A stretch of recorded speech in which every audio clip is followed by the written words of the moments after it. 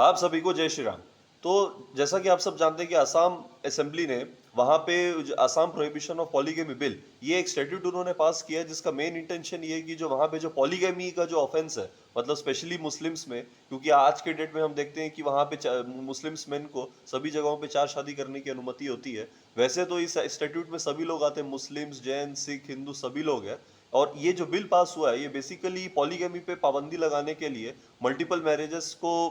इस पे रेस्ट्रिक्शन लगाने के लिए बिल पास किया गया। और बेसिकली इसको ये बोल सकते हैं कि this is a initial step of implementation of UCC, uniform civil code. अब वैसे तो इसमें एज आई सेड कि सभी रिलीजन के लोग हैं, ओनली ट्राइबल्स, जो ट्राइबल लोग हैं उन लोगों को इस पे like they are not covered under this statute as per schedule 6 of the Indian constitution. तो बेसिकली ये जो असम के मुख्यमंत्री हेमंत शर्मा बिस्वा ने, अब इस समय जब मैं आप लोगों के सामने संवाद कर रहा हूँ इस विषय में, ये ब्लॉग जब मैं बना रहा हूँ, तब तक ये जो है ये already it has been implemented as in the law and order of Assam. Assam में ये इम्प्लीमेंट हो चुका है।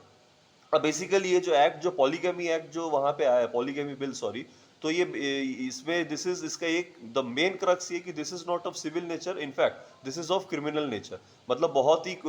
कॉग्निजेबल ऑफेंस के अंडर माना गया है। और not only polygamy, in fact bigamy भी अगर कोई होता है, दैट मीन्स, अगर मैं इजी लैंग्वेज में आप लोगों को समझाऊं, तो मतलब कोई भी एनी पर्सन जो ऑलरेडी मैरिड होते हुए जब कोई दूसरी शादी करता है और उसकी जो सेकंड वाइफ होती है, उसकी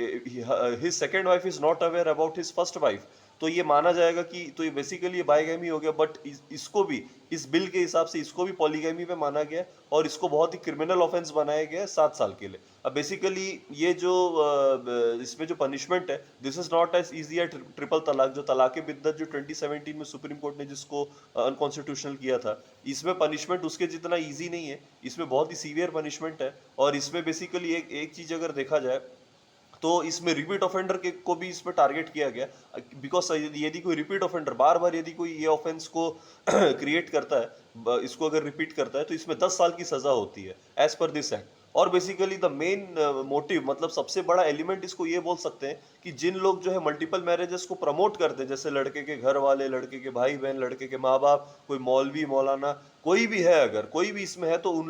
लोगों को भी जो है इसमें इक्वली लायबल माना जाएगा, इक्वली उनको भी जो है क्रिमिनलाइज किया गया है एज पर दिस एक्ट। अब बेसिकली कोई मौलवी तो बोल सकता है कि मुझे इसके पहली वाइफ के बारे में नहीं पता था, लेकिन कोई लड़के के घर वाले, तो वो लोग जो है नहीं बोल सकते, भाई बहन तो ये बोल ही नहीं सकते कि हमको इसकी पहली वाइफ के बारे में नहीं पता था। तो ये जो एक्ट इंप्लीमेंट हुआ है, basically in my opinion I can say कि this is a small step towards, basic step, first step towards the implementation of UCC in the state of Assam, which is a good sign as a lawyer I will say. आप सभी को जय श्री राम।